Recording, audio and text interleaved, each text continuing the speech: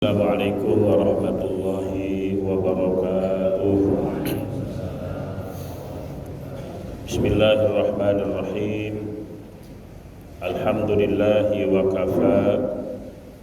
Wassalatu wassalamu ala sayyidina Muhammadinil Mustafa wa ala alihi wa ashabihi ahli sidqi wal wafa, amma ba'du.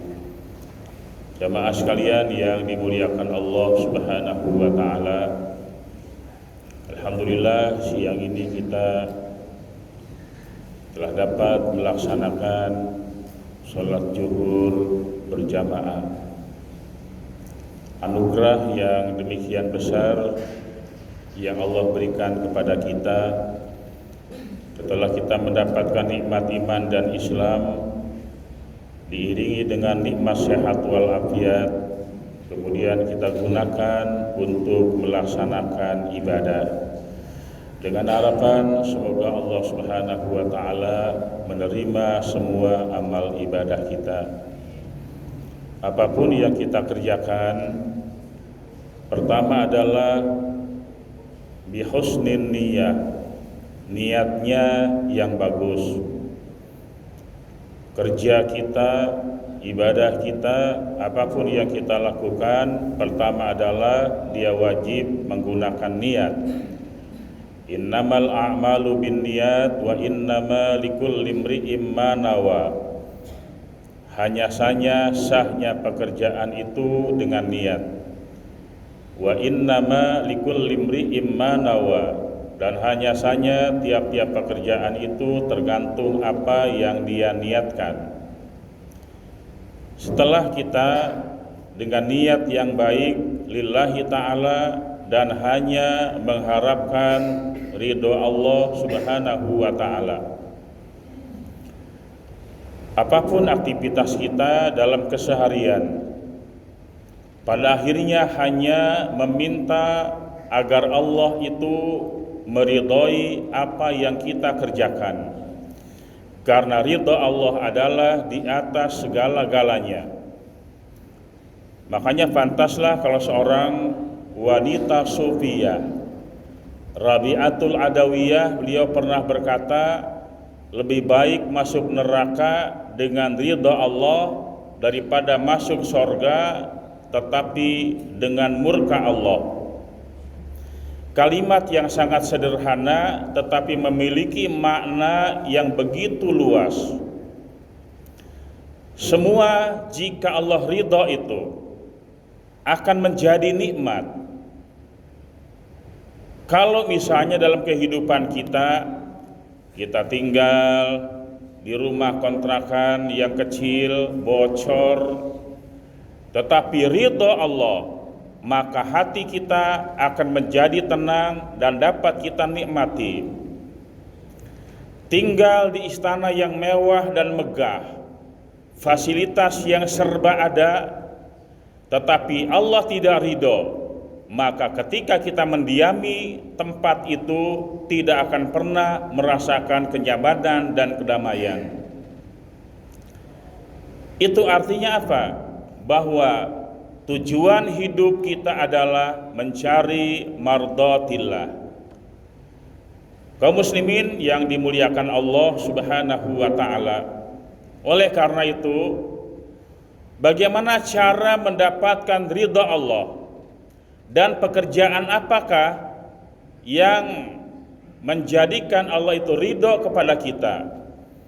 Sebuah hadis dari Abi Hurairah radhiyallahu annahu qala, bahwasanya beliau berkata, qala Rasulullah sallallahu alaihi wasallam, telah bersabda Rasulullah sallallahu alaihi wasallam, innallaha yarda lakum salasan wa yakrahu lakum salasan. Sesungguhnya Allah itu ridho kepada kamu sekalian karena dalam 3 hal, dan Allah murka kepada kamu sekalian dalam 3 hal. Mana perkara yang menjadikan Allah ridho kepada kita? Pertama adalah anta'buduhu, engkau menyembah, beribadah kepada Allah. Fungsi dan tugas hidup kita manusia tidak lain kecuali untuk melaksanakan ibadah. Dalam Al-Qur'anul Karim surat Az-Zariyat ayat 56, Allah Subhanahu wa taala menegaskan, "Wa ma khalaqtul jinna wal insa illa liya'budun." Tidaklah aku ciptakan jin dan manusia melainkan untuk ibadah. Jadi fungsi dan tugas hidup kita manusia adalah melaksanakan ibadah, melaksanakan pengabdian, baik ibadah mahdhah maupun ibadah ghair mahdhah, baik itu salat, zakat, puasa dan haji, ataupun ibadah-ibadah yang lain yang memiliki nilai kebaikan dan bermanfaat. Apalagi ada contoh dari baginda Nabi besar Muhammad sallallahu alaihi wasallam, maka semuanya adalah mempunyai nilai ibadah. Saya mau ngambil contoh yang paling gampang. Seorang bapak kepala keluarga yang ia wajib memberikan nafkah untuk istri dan anak-anaknya serta orang-orang yang menjadi tanggung jawabnya, mencari maisha, mencari penghidupan. Ketika dia keluar rumah, dia niat mencari nafkah untuk bekal ibadah. Maka langkah demi langkah yang dia ayunkan ke tempat pekerjaan, apapun pekerjaannya, apakah dia pegawai negeri, pegawai swasta, dan sejenisnya, selama dia niatkan untuk bekal ibadah, maka langkah demi langkah yang dia ayunkan, Allah Subhanahu wa taala memberikan pahala. Dan ketika dia bekerja, setiap keringat yang netes dari tubuhnya, Allah Subhanahu wa taala mengampuni dosa-dosanya. Kenapa? Karena memang ketika dia mencari penghidupan, mencari nafkah, dia menggunakan niat. Bismillahirrahmanirrahim. Bismillahi tawakkaltu 'alallah wala haula wala quwwata illa billah. Dia langkahkan kakinya, niat cari nafkah yang halal untuk bekal ibadah. Tidak ada pekerjaan kita yang tidak punya nilai ibadah. Maka beruntunglah kita menjadi seorang muslim yang mukmin, yang dalam kehidupannya selama sehari semalam 24 jam tidak ada waktu yang terbuang percuma, yang tidak punya nilai ibadah. Semuanya punya nilai ibadah. Dari dia bangun tidur hingga dia tidur kembali, maka dirinya mempunyai nilai orang yang sedang ibadah. Diamnya saja bagian dari ibadah. Kenapa? Napas terus keluar masuk, keluar masuk. Keluar masuknya napas ini itu ada nilai tersendiri. Keluar masuknya napas, maka karena dia niatnya memang untuk ibadah dalam hidupnya, semuanya Allah Subhanahu wa taala memberikan pahala. Kaum muslimin jamaah sekalian yang dimuliakan Allah Subhanahu wa taala. Dalam kitab Syu'abul Iman atau Qami'ut Tughyan, dalam menerangkan 77 macam cabang iman, cabang iman yang paling tinggi adalah mengucapkan la ilaha illallah. Dan cabang iman yang paling rendah adalah wa adnaha imatatul adza anit thariq, menyingkirkan duri, penyakit dari jalanan manusia. Oh, ternyata antara iman dengan menyelamatkan orang lain itu tidak bisa dipisahkan. Coba cabang iman yang paling tinggi adalah mengucapkan la ilaha illallah, kalimat tauhid. Yang paling rendah adalah berkaitan dengan hubungan kita dengan sesama makhluk Allah. Ketika kita melintas di perjalanan, di tengah jalan ada benda yang berbahaya, paku, beling, dan sejenisnya. Kita melihat benda ini berbahaya. Kalau nanti ada kendaraan yang berlalu lintas, kemudian rodanya melindas beling atau paku, kemudian bocor, maka menyebabkan madarat, bahkan celaka bagi pengendaranya. Ketika ada orang yang berlalu lalang, nanti kakinya nginjak paku, kakinya nginjak beling, berbahaya. Iman kita akan bicara, ambil benda yang berbahaya itu, jangan sampai ada di tengah-tengah jalan, singkirkan. Itu menyelamatkan orang lain dari bahaya. Itu bagian dari ibadah. Nah, sebaliknya, kalau kita diperintahkan selamatkan orang lain dari gangguan lidah dan tangan kita, selamatkan orang lain dari benda-benda yang bisa membahayakan dia, jangan malah sebaliknya. Di tengah kerumunan orang berkumpul, kita pasangin benda yang berbahaya, ditaruhin bom misalnya. Nanti kalau bomnya meledak, itu akan membinasakan, menghancurkan gedung, bahkan nyawa manusia. Ini sangat-sangat bertentangan dengan ajaran yang dibawa oleh Nabi besar Muhammad sallallahu alaihi wasallam. Orang yang beriman melaksanakan ibadah, selamatkan orang lain dari gangguan lidah dan tangan. Yang kedua, Allah ridho itu adalah wala tusyriku bihi syai'a, hindari perbuatan-perbuatan musyrik, jangan menyekutukan Allah. Dan yang ketiga yang Allah ridho adalah wa anta tasimu bihablillahi jami'an wa la tafarraqu.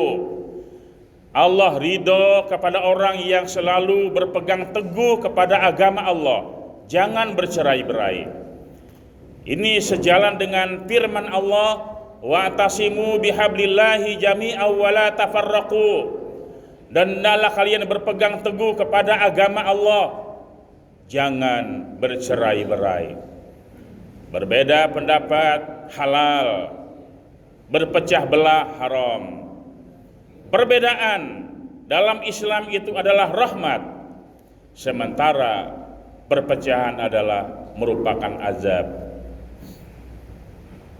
Jamaah sekalian yang dimuliakan Allah, apalagi sekarang ini tahun-tahun politik, seluruh bangsa Indonesia ini tertuju kepada pemilihan umum, legislatif, ada DPRD, DPR RI, Dewan Perwakilan Daerah, Presiden dan Wakil Presiden. Ini adalah pesta 5 tahunan, pesta bangsa Indonesia. Jangan sampai kemudian pesta ini menyebabkan kita menjadi terpecah belah. Hargai perbedaan.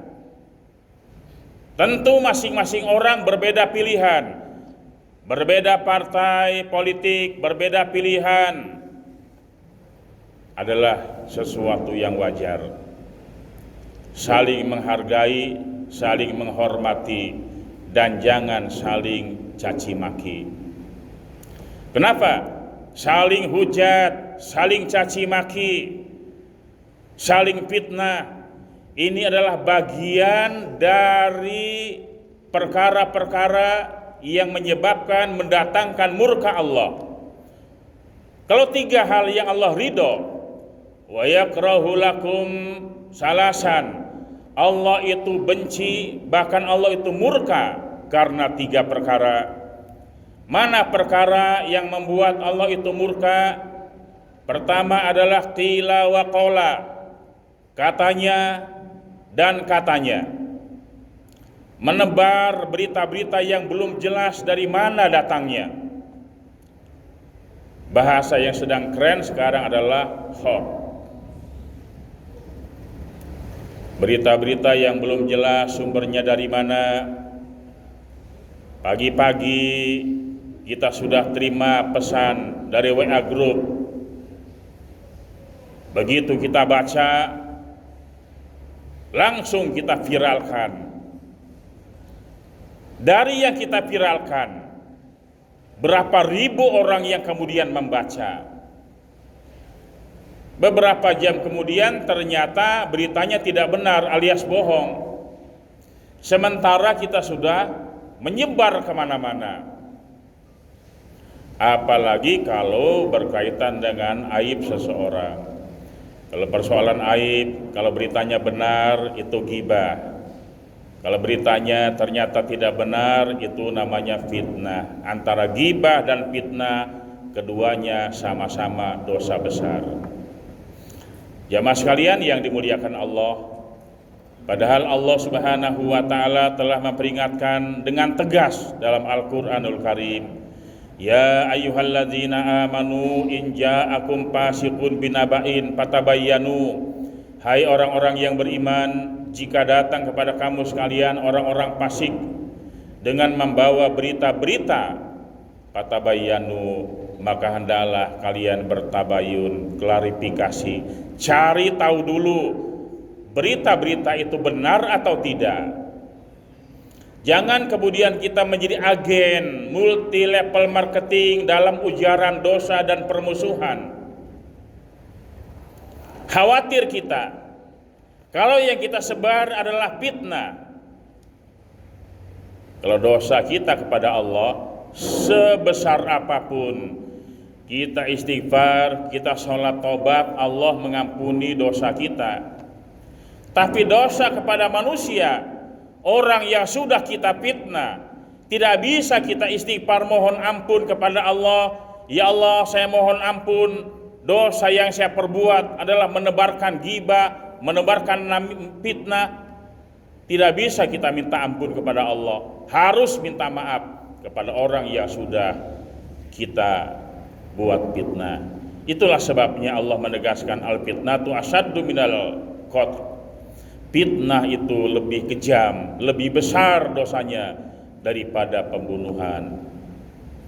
Ma'asyiral muslimin, jamaah zuhur yang dimuliakan Allah Subhanahu wa taala. Mari sama-sama kita jaga. Jangan kemudian kita ikut-ikutan menebar berita-berita yang kita terima. Sharing dulu, cari tahu kebenarannya. Jangan sampai kemudian kita terus-menerus mengumpulkan dosa demi dosa karena ketidaktahuan kita. Kalau saya nyebar ini karena saya nggak tahu, nggak sengaja. Itu sebabnya kita harus paham. Tidak boleh kita itu menyebar berita yang belum jelas, kecuali berita-berita yang baik, fadilah-fadilah ibadah dan lain sebagainya, silahkan. Tetapi ketika berkaitan dengan nasib orang lain, ketika berkaitan dengan nama baik orang lain, jangan pernah kita sebar sebelum kita paham betul. Yang kedua yang Allah murka adalah wa kasratas su'al, banyak bertanya. Banyak bertanya ketika dia memang tidak paham, itu bagus. Allah perintahkan kita fas'alu ahla dzikri in kuntum la ta'lamun, bertanyalah kepada ahli zikir, ahli ilmu, ahli Quran apabila kita tidak tahu. Bertanya dan bertanya itu bagus. Yang tidak boleh adalah bertanya itu untuk menggampangkan urusan. Ini sama dengan umatnya, kaumnya Nabi Musa, rewel, nanya, disuruh menyembelih sapi betina, dia nanya sapinya seperti apa, dan sebagainya. Makin banyak dia bertanya, makin sulit. Sekarang ini banyak orang bertanya, sebenarnya dia sudah paham.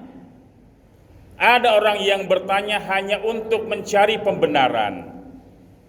Ada orang misalnya yang mendirikan sebuah perusahaan, atau ada orang yang sebenarnya sedang mencari label halal dengan sebuah produk yang dia produksi. Dia bertanya kepada 9 ulama, jawabannya sama, ini haram, ini tidak boleh. Nanya lagi kepada ulama yang kedua, jawabannya sama, ini haram, tidak boleh. Sampai kepada 9 orang ulama, jawabannya tetap sama, ini haram dan tidak boleh. Bertanyalah kepada orang lain, orang ke-10 yang dia sudah bisiki. Jawaban orang ke-10 adalah, oh kalau gitu boleh, halal. Padahal dia sudah terima suap. Akhirnya yang digunakan apa? Bukan fatwa orang yang dari pertama sampai 9 yang bilang tidak boleh, tapi yang dia gunakan adalah orang ke-10. Nanti dalilnya apa? Kata si fulan juga boleh. Padahal berapa banyak orang yang melarang, tapi berhubung si fulan bilang boleh, maka inilah yang kemudian menjadi dalil. Kaum muslimin yang dimuliakan Allah, makanya kita bersyukur dengan pemerintah Provinsi DKI Jakarta. Kita semuanya salut kepada Gubernur Provinsi DKI Jakarta, Pak Anies Rashid Baswedan. Ulama-ulama teriak-teriak dari dulu demi menyelamatkan anak-anak bangsa, demi menyelamatkan generasi muda, tutup pabrik minuman keras. Pemerintah DKI Jakarta akan menjual sahamnya di PT Delta yang memproduksi minuman keras bir. Alhamdulillah, para ulama dan ormas-ormas Islam di Jakarta mendukung sikap Gubernur DKI Jakarta. Namun sayang, masih ada wakil-wakil kita yang menolak dengan perbandingan yang lain. Jamaah sekalian yang dimuliakan Allah, mari sama-sama tekad kuat yang menjadi kebaikan untuk Jakarta kita dukung. Karena memang ini kita sadar betul bahwa minuman keras itu adalah haram dan pajak yang dikutip pun kemudian menjadi haram. Manfaatnya memang ada. Oh, dia bayar pajak, manfaat pajak itu bisa dimanfaatkan buat membantu pembangunan, bantu yatim piatu, orang-orang yang kurang mampu. Itu manfaatnya. Tetapi madorotnya lebih besar daripada manfaatnya. Maka dengan tegas Allah menegaskan dalam Quran, yas'alunaka 'anil khamri wal maisir qul fihima ismun kabir wa manafi'u linnas wa ismuhuma akbaru min naf'ihima. Jelas memang manfaatnya ada. Wa manafi'u linnas, ada manfaatnya untuk manusia. Wa ismuhuma akbaru min naf'ihima. Tetapi dosa keduanya dari minuman keras dan perjudian, bahayanya, madorotnya itu lebih besar ketimbang manfaatnya. Oleh karena itu, seluruh umat Islam Jakarta, bahkan penduduk Jakarta itu mendukung apa yang menjadi keinginan pemerintah Provinsi DKI Jakarta. Mudah-mudahan saham itu ditarik karena madorotnya banyak. Dan yang ketiga, wa idha'atul mal, Allah murka dengan orang yang menghambur-hamburkan harta. Harta yang dia terima, rezeki yang dia terima dari Allah, kemudian dia sebar, dihambur-hamburkan. Orang dermawan beda dengan orang yang boros menghambur-hamburkan harta. Ada orang yang royal, membantu pembangunan masjid, madrasah, pondok pesantren, yatim piatu, orang-orang yang terlantar, dia bantu. Dia tidak pernah hitung-hitungan, berapapun duit dia keluarkan. Itu bukan poya-poya, itu bukan idha'atul mal, tapi dia bagian dari orang dermawan. Tapi idha'atul mal itu adalah orang yang ketika dia mengeluarkan hartanya, dia tidak pilih-pilih. Ada masjid minta sumbangan, dia kasih. Pesantren minta sumbangan, dia kasih. Orang terlantar, dia bantu. Ada orang untuk beli minuman keras pun dia bantu. Itu artinya tidak bisa memisahkan harta yang dia keluarkan untuk kebaikan dia keluarkan, untuk kemungkaran pun dia keluarkan. Ini bagian dari idha'atul mal, menghambur-hamburkan harta. Jamaah sekalian yang dimuliakan Allah, terakhir saya tutup dengan bahwa sekarang kita masuk bulan Rajab, kemudian akan masuk Sya'ban, kemudian Ramadan. Mari bersihkan badan kita. di bulan Rajab ini agar nanti hati kita bersih pada bulan Sya'ban. Kalau hatinya bersih pada bulan Sya'ban, maka ruhnya, jiwanya akan bersih pada bulan Ramadan. Aktivitas kita, pekerjaan kita yang kita selama ini kita geluti, mari jadikan untuk sarana ibadah kepada Allah Subhanahu wa taala. Semoga Allah Subhanahu wa taala melimpahkan rahmat